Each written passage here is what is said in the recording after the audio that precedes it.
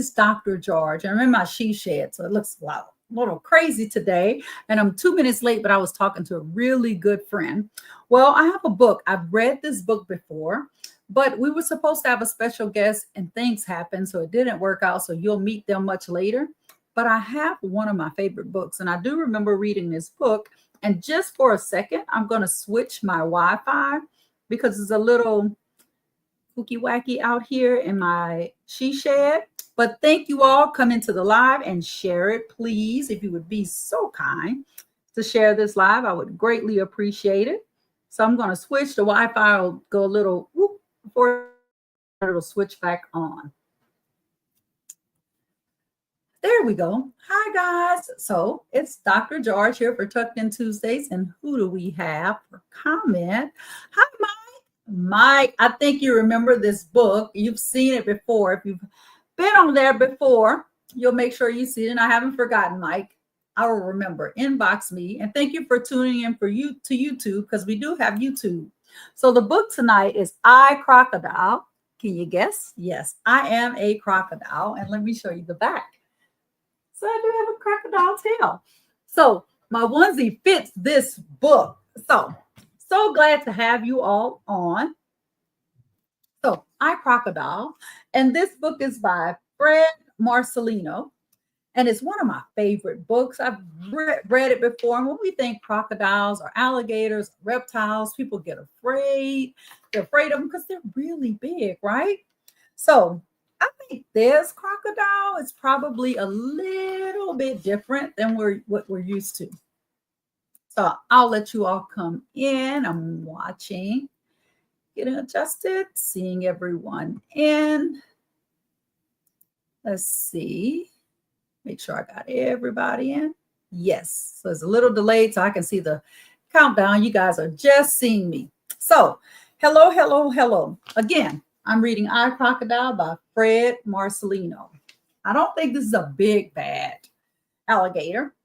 Oh, what a contended, well, not alligator, crocodile. And maybe we'll know the difference. Yes, Mike, in Florida. Plenty of alligators and crocodiles in Florida. Yes, Mike. There's a difference, and we'll talk about the difference.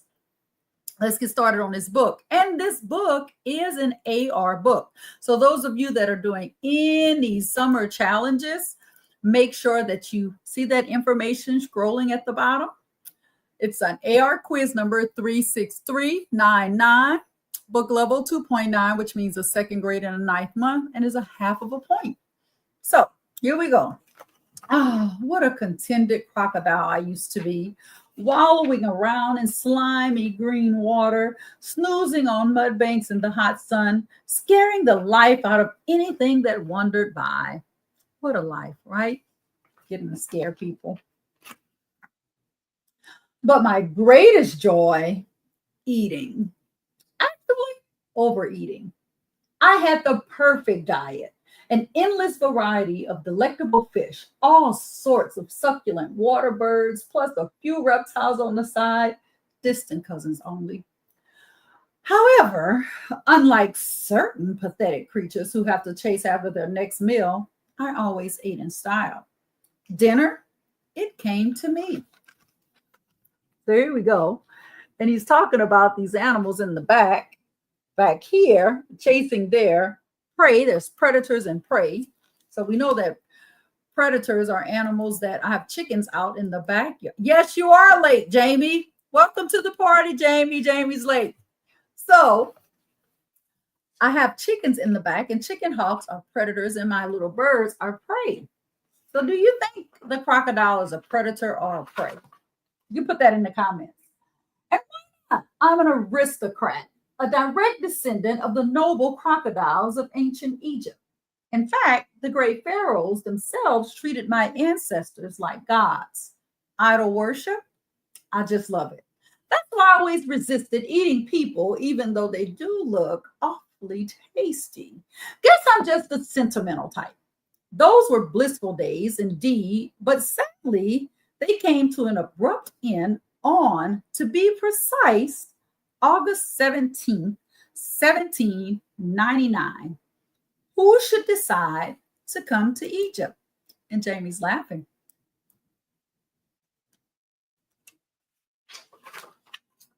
Napoleon. You know that French guy who thought he owned the world? What was going on? An invasion? More like a raid. And in the center of it all, this little man barking orders. Mummies, I want mummies, Napoleon cried. And a sphinx and an obelisk. Make a big one. That temple over there, just what I need. Palm trees, too. Don't forget palm trees. So he came in barking orders. And a crocodile. He bellowed, I must have a crocodile. Suddenly, some bozos with funny hats and a big net were all over me. So he is just clutching his pearls. What a cruel and abrupt departure from my mud bank. I scarcely had a chance to give a parting glance to my beloved home, much less finish my scrumptious dessert, pink of flamingo. And what a beastly ocean voyage. Even seasick. For the first time in my life, I couldn't eat a thing. I just picked a little. So he's just picking a little at the fish, just a little.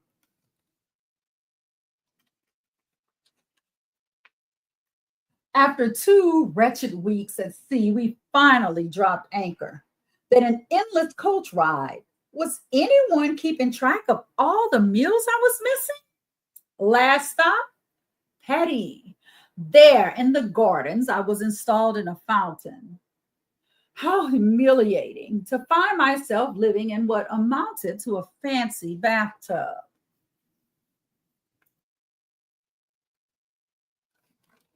I love reading this book. You can't tell. On the other hand, it was rather flattering to receive so much attention. Napoleon showed me off to everyone. So there he is on display for everyone. And he's well fed, I tell you. I was an overnight sensation, an instant celebrity, the toast of the Tuileries, the darling of the empire.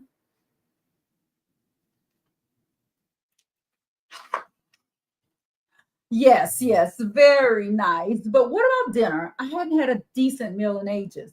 Soon, all Paris was doing the crocodile walk. So he went from swampland to Paris. Well, fashions changed quickly in Paris, and no time at all, les fantasques crocodile Egyptian was old news. Napoleon found new amusements. Visitors were few, and my diet, don't ask. So there he came, and he was living the good life until they got more. And so he was just thrown the bones of a fish. I don't know if you can see that. And then people would come and they would make faces at him. Then one morning, Napoleon and some guests strolled idly by. Is that the best? Is that beast still here, sir? Inquired one of the ladies. Off to the kitchen with him. Crocodile pie with Egyptian onions is all the rage in Cairo. A brilliant idea, cried the emperor. We'll have him for dinner tonight. And of course, he clutches his pearls again. What? To think that kings once bowed before crocodiles out here was the low life ready to eat one? So he saw himself better than kings. I spent the day nervously pacing the rim of my tub. Then, oh no, a loutish fellow with a cleaver showed up. I felt faint. But wait, a ballooning mishap? Napoleon in peril? My chance to flee. Boldly seizing the opportunity, I made my escape. Now what? Murky water, slime covered walls, tank, fitted air. So here it is. He comes in, he's got the cleaver, ready to chop him up. Napoleon balloon bursts. He sees an opportunity and he jumps down into the sewer. Yes, lucky me, the sewers of Perry Crocodile Heaven. Wait a minute. What about dinner? Not to mention breakfast, lunch, and snacks. So now he's rethinking his escape. After all, I was still stuck in Paris with the starving crocodile supposed to eat. And there, I think you have your answer on this page. And so if you see somebody going into the hole, yummy. Now, what's for dessert? Wow. So I Crocodile, remember, is an AR book number 36399, book level 2.9, second grade at the 9th month, and is a half a point. So get that down. I Crocodile. So apparently, according to him, crocodiles were living their life and humans came and took them away and treated them nice and got bored with them and then decided that they would eat them. Sounds like, yeah, it is a beautiful book. And he decides the tables turn and he eats the humans. Oh my goodness. So my biggest takeaway from this book is, what would I say? Because I have to put it in human perspectives because I'm feeling two different ways about this crocodile. They shouldn't have messed with him, probably the first thing, or moved him from where he was. But I would have to say, my biggest takeaway from this book is sometimes we don't realize that we are already where we're supposed to be, or people don't notice it. And if you don't take a stance, people can alter not really where you are, but maybe alter the way you see life, right? He didn't have any, all along he could have eaten humans, but he didn't. He didn't. Henrietta, we always enjoy Tucked Into the Tuesdays. My granddaughter said one more book. Henrietta, just because Henrietta asked, well, I'm going to turn on my light and I always show you guys a little bit inside of Dr. George's life. So the light came on. So inside of here, these are just some of my books. So if you all remember, when I was on the Today Show, right? And HarperCollins gave me all of these books. There's 3 shelves of books. There's books down there. And let me see what book I'm going to read. What is her name, Henrietta? She's going to get a book just for her. Let's see.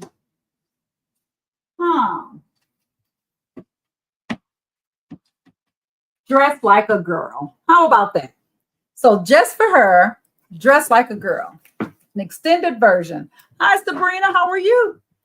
So, Dress Like a Girl. Second book. Just for her.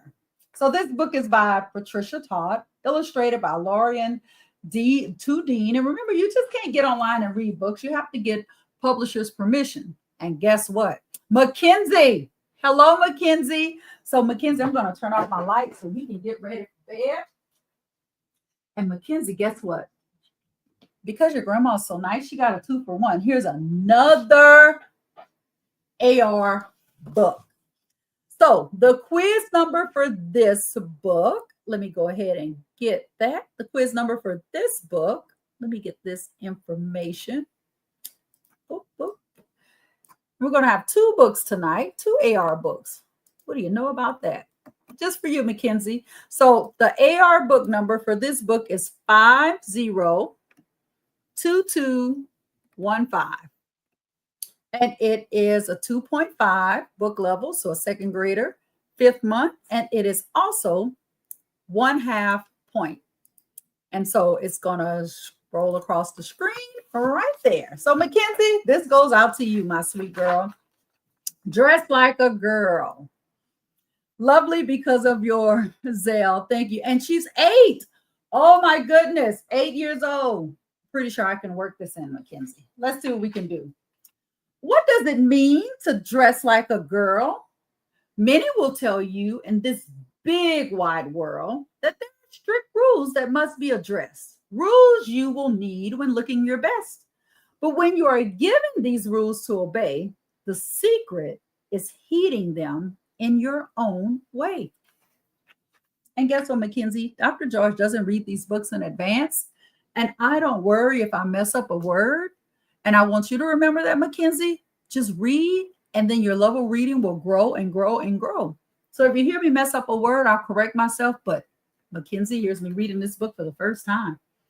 On hot summer days, the look is crisp white on land or at sea or on a long flight. White is a look you can manage with grace as you soar in a rocket ship through outer space.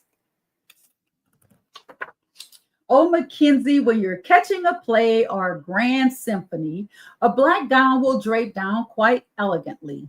A gown long and flowing does look quite grand, fitting when you're the one leading the band. Oh, sweet Mackenzie, to make a strong statement, choose bright, vivid hues. Hues are colors. I'm sure your grandmother just told you that. You can be brave, dressed in reds or blues. With patterns, it's best to be subtle, my friend. Join a safari and you'll be on trend. Mackenzie, toting some trinkets, deep pockets hold all. Keep your white lab coat. The doctor's on call. She's got a band-aid. She's crying. Well, I thought I saw her sitting on a toilet. Context clues. I should have read. Sleek swimwear is best when you visit the shore. Flip on some flippers. Explore the seafloor. Arctic adventure is 20 below.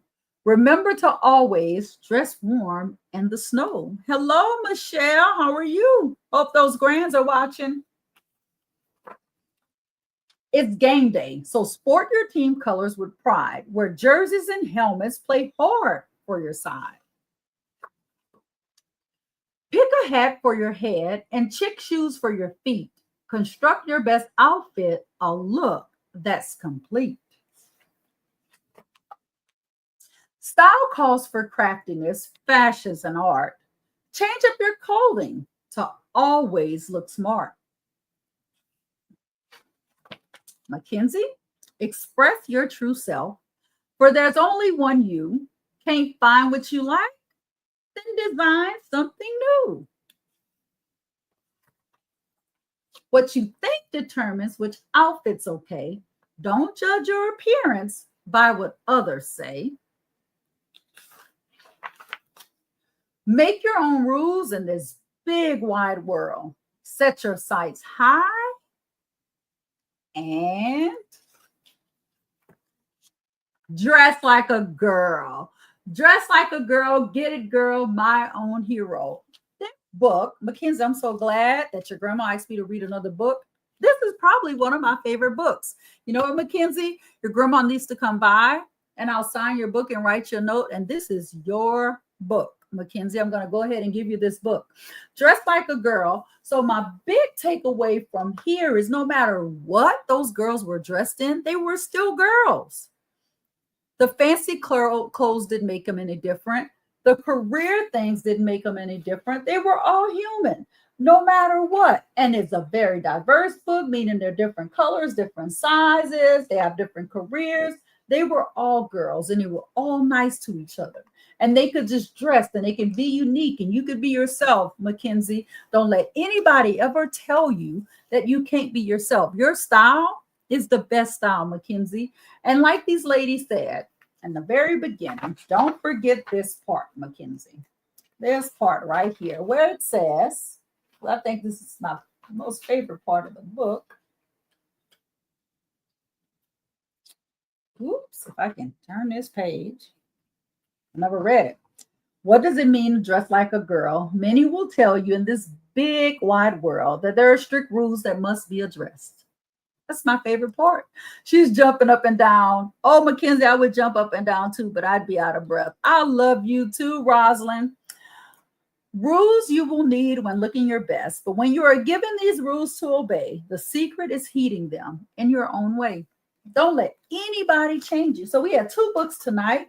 The Crocodile, they changed his environment. They changed the way he thought. They changed the way he acted. This one, it didn't change the girl because from the very beginning, we said, have your own style. So this is your book, Mackenzie. And guys, remember, reading is very important. Share this live, invite kids. Next week, I am starting to have guests. And next week, my guest, in honor of 4th of July coming up, will be Miss Jamie Goldberg. And she's on here. Let's see if I can find her comment. And she's saying yes. And she has our picture up. And she will be reading with me in the 4th of July races. So all about 4th of July next week. And guess what? She'll be making a red, white, and blue sweet treat. So if you haven't had Saggy Sun sweets, now is your time. Yay, Jamie. Yes, Jamie will be on. Rochelle, I need you to be on again. And are on. I need you on. I think I've had you on before. But in the 4th of July races. So get ready to see her red, white, and blue treat. We'll talk all about it. She says, I can't wait. I can't either. Guys, remember, if nobody else tells you Dr. George loves you, have a great night on purpose. Rest well. And let's see if I need anything else that I needed to share. Look at me rhyming. I don't think I showed you my chickens last week. I do want to share something. I always want to share a part of me, a little something different. In honor of girls in that book I just read. So, speaking of girls, so my dad, there's 6 girls, right? Here we go. Y'all better come through, and we are. We love you, Dr. George. We love you too. I love you, Henrietta. And my dad, when we were growing up, it was 6 of us, and we had Barbie dolls, but sometimes it wasn't enough for all 6. And my dad, hey, Rochelle. And so my dad, maybe 8 Christmases ago, he brought me a little Barbie that looks like me. And I used to teach school. I was in education. He brought me this little Barbie, and I keep her in a box. I've never, ever opened her up. One of my students a while back, she kind of got the box. But I keep this little Barbie, and it reminds me, Mackenzie, of being that girl. And all of you on here, all of you ladies that are here, remember that are on here, remember that you're that girl. You're that girl, whether somebody tells you you're not. Every day you wake up and you remember to have a great day on purpose. You can be like that alligator and let life make you horrible and turn on the people that wants to help you because things aren't going the way you want them to go. Or you can be like that girl, and no matter what you put her in, she looked good and she flaunted in it. So you guys have a great night on purpose. I'll see you next Tuesday, 7:30 p.m. with Saggy Sun Sweets, 4th of July. Wear your red, white, and blue. I'll have a special onesie just for you. There I'm rhyming again. Call me a poet. Who know it? Oh, but that doesn't make sense. Good night, guys. Love you. Good night.